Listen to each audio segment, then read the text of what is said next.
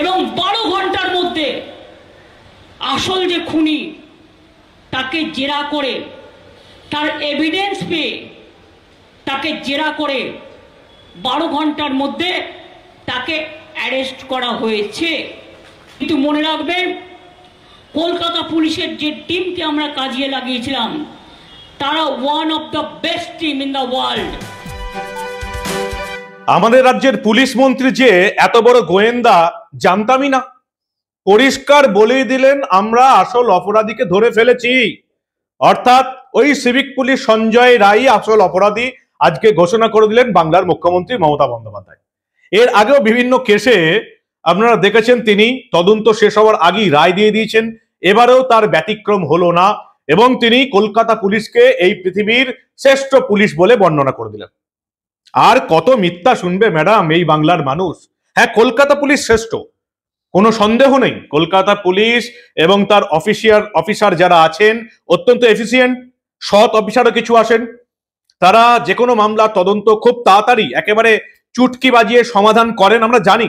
কিন্তু সমস্যা হচ্ছে যেখানে তৃণমূল শব্দটা চলে আসে তখনই এই কলকাতা পুলিশের অফিসাররা কেমন দলদাস, চটিচাটা আর অপদার্থ হয়ে যায় বুঝতে পারি না। তিনি বাংলার সেই পুলিশকে সেরা বললেন যাদেরকে একদিন আগেই এই রাজ্যের কলকাতা হাইকোর্টের প্রধান বিচারপতি বলেছেন কিচ্ছু কাজ করেনি। সিভিক পুলিশ সঞ্জয় রায়কে গ্রেপ্তার করা ছাড়া বাকি কদিন পুলিশের কেস ডায়েরি দেখে প্রধান বিচারপতি টি.এস. শিবজ্ঞানম কিচ্ছু পাননি। মমতা বন্দ্যোপাধ্যায় বলছেন পৃথিবীর বেস্ট। আর কত ঘুলগাপ্পা শুনবে ম্যাডাম? এখন সোশ্যাল মিডিয়ার যুগ, নবান্নের বিজ্ঞাপন দেওয়া মেন স্ট্রিম মিডিয়ার যুগ নয়। 5টা দিনে এই আন্দোলন কোথায় গিয়ে পৌঁছেছে ভালো করে দেখুন। যেখানে আপনি শেখ হাসিনার মতন সরকার পাল্টাবার মতন সন্দেহের জায়গায় আপনারা পৌঁছে গেছেন। আজকে রাত জুড়ে আন্দোলন, মহিলারা পথে নেমেছে। বাংলার মহিলা মুখ্যমন্ত্রী, তৃণমূলের নেতা নেত্রীরা বারবার বলে দেশের একমাত্র মহিলা মুখ্যমন্ত্রী। দেশের একমাত্র মহিলা মুখ্যমন্ত্রীর রাজত্বে মহিলাদের রাস্তায় নামতে হচ্ছে নিরাপত্তার কারণে। আর এর পেছনে যে কিছু ইউটিউবারের কৃতিত্ব আছে সেটা অবশ্য আপনারা বলবেন নিজের মুখে আর কি করে বলি। কিন্তু প্রথম থেকে যারা ছিল না তারা হঠাৎ ঘটনার 4 দিন পর এসে উদয় হয়েছে। নচিকেতা, অপর্ণা সেন, প্রসেনজিৎ, এই বাংলার বুদ্ধিজীবী। এখন দেখুন রাস্তায় নামার ডাক। প্রথম 3 দিন কাউকে দেখতে পাইনি। যখন কলকাতা পুলিশ একের পর এক হুমকি দিচ্ছিল, প্রচ্ছন্ন ধমকে দিচ্ছিল ইউটিউবারদের যে একদম মুখ খুলবেন না, কয়েকজনকে ডেকে পাঠানো হলো, তখন কেউ ছিল না স্পটে। যেই আন্দোলনটা এই পর্যায়ে এলো যে না এবার কথা বলতে হবে, সেই আন্দোলন এখন ঝাঁপিয়ে পড়েছে অনেক মুখ। তবে মমতা বন্দ্যোপাধ্যায় আজকে আবার সেই বিভিন্ন রকমের মিথ্যা কথা বলে বাংলার মানুষকে ঢপ দেবার চেষ্টা করলেন। এবং শুধু তাই নয়, সিপিএম এর আমলে কি হয়েছিল আর কংগ্রেসের আমলে কি হয়েছিল সেটা দেখিয়ে বলার চেষ্টা করলেন। এটা খুব স্বাভাবিক। কি রসিকতা করলেন আজকে বাংলার মুখ্যমন্ত্রী দেখাবো, সবটা শোনাবো। এই প্রতিবেদন শেষ অবধি দেখুন। আমি তো আপনাদের কথা দিয়েছিলাম যে আপনাদের প্রতিদিনের জীবনযাত্রা, জীবন যুদ্ধের মাঝেও এমন কিছু খবর আমি আপনাদের জন্য নিয়ে আসব যেটা আপনাদের মধ্যে কিছুটা হলেও মুখে হাসি ফোটাতে পারবে। আজকে এই লড়াই আন্দোলনের মধ্যেও এই হাস্যকর প্রতিবেদন শেষ অবধি দেখুন। আমি মানব, দা নিউজ বাংলায় আপনাদের স্বাগত জানাচ্ছি। রাতের রাস্তা দখলের আন্দোলনে নামছে নারীরা। যে রাজ্যের মুখ্যমন্ত্রী একজন নারী, সেই রাজ্যের নারীদের নিরাপত্তা চাইতে রাস্তায় নামতে হচ্ছে আন্দোলনে। এই আন্দোলনে তৃণমূলের বেশ কয়েকজন বড় নেতার পরিবারও নামছে। শান্তনু সেন তৃণমূলের শিক্ষা জগতে, চিকিৎসা জগতের সঙ্গে যুক্ত আছেন, আপনারা জানেন। সেই শান্তনু সেন, তার স্ত্রী যিনি নিজেও একজন ডাক্তার, কাকুলি সেন, প্রাক্তন আরজি করে কাজ করতেন, আরজি করের প্রাক্তনী, সেই কাকুলি সেন নামছেন, শান্তনু সেন নামছেন। এই চিকিৎসক দম্পতির যে মেয়ে আরজি করে পড়ুয়া, সেই সৌমিলি, সেও নামছে। তৃণমূলের সাংসদ সুখেন্দু শেখর রায় তো কালকেই টুইট করেছিলেন যে আমি নামছি, মেয়ে আছে, আমার নাতনি আছে, আমি নামবো। যদিও এই ঘটনার তীব্র প্রতিবাদ করছেন এবং রীতিমতো অশ্লীল প্রতিবাদ করছেন তৃণমূলের 2 নেতা উদয়ন গুহ আর কুণাল ঘোষ। উদয়ন গুহ বলেছেন রাতে যারা মদ্যপ স্বামীদের হাতে মার খায় তারা আর আমাকে ফোন করবেন না। ন্যাক্কারজনক কাণ্ড। এই মন্তব্য দেওয়ার জন্য পুলিশের উচিত উদয়ন গুহর কোমরে দড়ি বেঁধে গারদে ঢোকানো। কুণাল ঘোষ যাতা বলতে শুরু করেছেন। কিন্তু তারপরেও মমতা বন্দ্যোপাধ্যায় আজকে স্বাধীনতা দিবসের অনুষ্ঠানে তিনি বললেন আমরা অপরাধীকে ধরে ফেলেছি, 12 ঘন্টার মধ্যে অপরাধীকে ধরে ফেলেছি। সিবিআই তদন্তের রায় দিয়েছে কলকাতা হাইকোর্ট। তদন্ত সবে শুরু হয়েছে। সেখানে সংবিধানের মতে সংবিধান শপথ নিয়ে রাজ্যের মুখ্যমন্ত্রী এই রাজ্যের মানুষকে অপরাধী কে সেটা জানিয়ে দিলেন। শুনুন ভালো করে আপনারা। গত এক মাসের সিসিটিভি আমি যেটা শুনেছি, পুরো খতিয়ে দেখার জন্য কে আসছে, কে এসেছে, কে না এসেছে, 164 জনকে অ্যাপয়েন্টমেন্ট করেছিল তারা। এবং 12 ঘন্টার মধ্যে আসল যে খুনি তাকে জেরা করে, তার এভিডেন্স পেয়ে তাকে জেরা করে 12 ঘন্টার মধ্যে তাকে অ্যারেস্ট করা হয়েছে।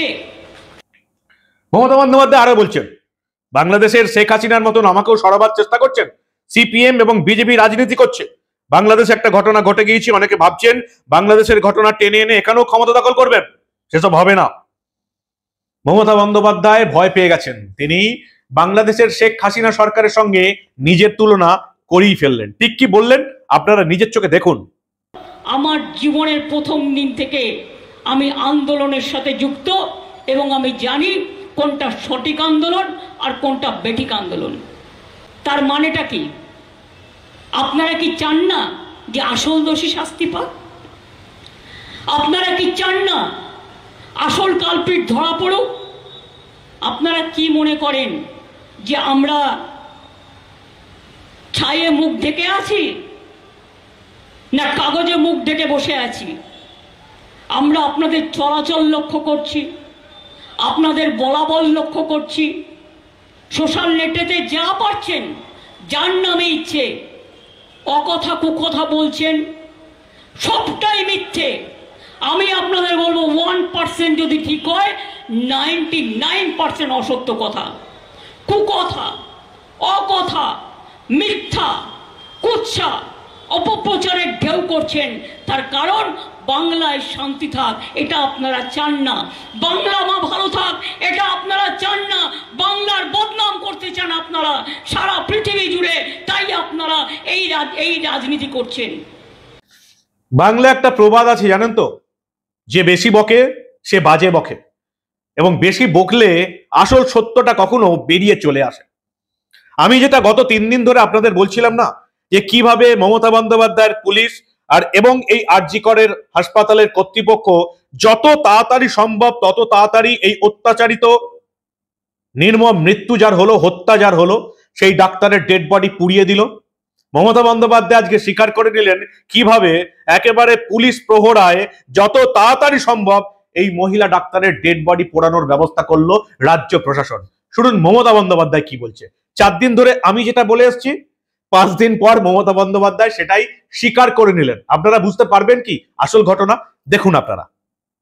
সেদিন রাতের ঘটনা শুনুন। আমার সাথে 100 বার কথা হয়েছে, মিনিট টু মিনিট। আমি সারা রাত ঘুমাইনি।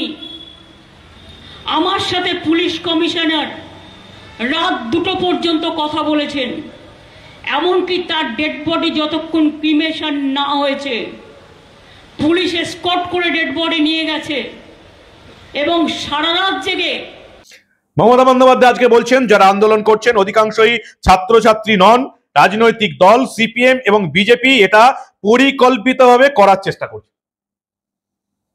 এই বাংলার সমস্ত মানুষ আজকে আন্দোলনে নেমেছে। তৃণমূলের, এমনকি তৃণমূলের নেতারাও আন্দোলনে নামছে। আজকে বাংলার সমস্ত নারী আন্দোলনে নামছে নিজেদের নিরাপত্তার জন্য রাতের রাস্তা দখল করতে। কিন্তু পিসি ভাইপোর সরকার থাকলে কি আর রাতের রাস্তা দখল করা যাবে? আগে পিসি ভাইপোর সরকারকে সরাতে হবে, তবে রাতের রাস্তা দখল করা যাবে। না হলে আমাদের পিসি, আমাদের মুখ্যমন্ত্রী বলেই দিচ্ছেন সিপিএম আমলে হয়েছে, কংগ্রেস আমলে হয়েছে, তার মানে এই আমলেও এরকম 2-1টা ঘটনা ঘটা খুবই স্বাভাবিক ঘটনা। যেটা তিনি বলেননি সেটা আমি বলে দিলাম। কি বললেন আজকে মমতা বন্দ্যোপাধ্যায় শুনুন আপনারা। আজও যদি একটা ঘটনা ঘটে, উত্তরপ্রদেশে ঘটেছে, মধ্যপ্রদেশে ঘটেছে, দিল্লিতে ঘটেছে, রাজস্থানে ঘটেছে, মণিপুরে 100 মহিলাকে নার্স সমেত নেকেডলি প্যারেড করা হয়েছে ধর্ষণ করে। কি ব্যবস্থা নিয়েছিলেন বিজেপি গভর্নমেন্ট? কি করেছিলেন সিপিএম এর বন্ধুরা? আমরা তো টিম পাঠিয়েছিলাম। জিজ্ঞেস করুন হাতরাসে যে মেয়েটি ধর্ষিতা হয়েছিল তাকে যখন কোর্টে যাচ্ছিল তাকে জীবন্ত তার গায়ে অগ্নিসংযোগ করে তাকে হত্যা করা হয়েছিল। কি করছিল উত্তরপ্রদেশের পুলিশ? উনাওতে যখন ঘটনা ঘটেছিল বিজেপি, আপনি সরকারে ছিলেন, আপনার রাজ্য সরকার, কি করেছিলেন আপনারা? আমি কংগ্রেসকেও জিজ্ঞেস করব, আপনাদেরও তো অনেক সরকার অনেক জায়গায় আছে, কোনটার ব্যাপারে কি সিদ্ধান্ত নিয়েছিলেন? আমি সিপিএমকে জিজ্ঞেস করব, মনে পড়ে বানতলায় ডক্টর অনিতা দেওয়ানের কথা, যাকে গণধর্ষণ করে হত্যা করা হয়েছিল? বামফ্রন্ট সরকার আজকে ভুলে গেছেন? সিপিএম দল যারা ফেসবুক আর সোশ্যাল নেটওয়ার্কে টুইটারের মাধ্যমে সস্তার রাজনীতি করবার জন্য আয়নায় নিজের মুখ দেখছেন না, নিজেদের আমলে কি করেছিলেন আজকে অনেকে জানে না। এই ঘটনা আমি জানি, তার কারণ সেদিন আমরা রাস্তায় ছিলাম, আমি বানতলায় ছুটে গিয়েছিলাম, আমি স্পটটায় দেখে এসেছিলাম, আর একটা গাছ পুঁতে এসেছিলাম। যত রকম ভাবে পারলেন তত রকম ভাবে আজকে ঢপ দেবার চেষ্টা করলেন আবার। কিন্তু কলকাতা হাইকোর্টের প্রধান বিচারপতি বলে দিচ্ছে, একদম নিজেদের রায় দিয়ে, লিখিত রায় দিয়ে দুটো কথা বলে দিয়েছে। এক, মমতা বন্দ্যোপাধ্যায় সরকার নির্যাতিতের পাশে, নির্যাতিতের পরিবারের পাশে দাঁড়ায়নি, লিখিত বলেছেন প্রধান বিচারপতি টি.এস. সেবক গেলাম। আর দুই, মমতা বন্দ্যোপাধ্যায়ের বিনীত গোয়েলের Kolkata police civic volunteer, civic পুলিশকে অ্যারেস্ট করার পর থেকে কিচ্ছু করেনি, কেস ডায়েরি বেমালুম, ফাঁকা, কিচ্ছু নেই। 4 দিন ধরে চিৎকার করে গেছি যে যারা রাতের ডিউটিতে ছিল তাদেরকে ইমিডিয়েটলি মেডিকেল পরীক্ষা করা হোক, পুলিশ করেনি। বিনীত গোয়েল কি জানেন না? সব জানেন।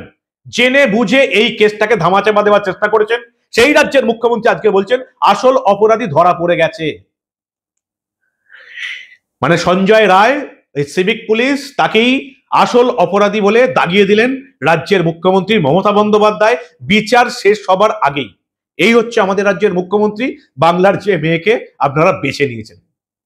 আমি জানি না এরপরেও আপনাদের কজনের লজ্জা হবে যারা এই তোলামূলের সরকারটাকে এবারেও ভোট দিয়েছে।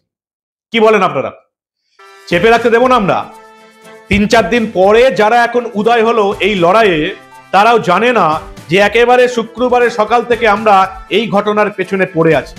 আর লড়াইটা ততক্ষণ থামবে না যতই রাতের রাস্তা দখলের আন্দোলন হোক, যতই ফেসবুকে আন্দোলন হোক, সোশ্যাল মিডিয়ায় আন্দোলন হোক, যতক্ষণ না এই নির্যাতিতা ডাক্তারের অপরাধীরা ধরা পড়ছে, যতদিন না তাদের শাস্তি হচ্ছে, ততদিন আমরা এই ধরনের কোনো ঘটনা চেপে রাখতে দেব না।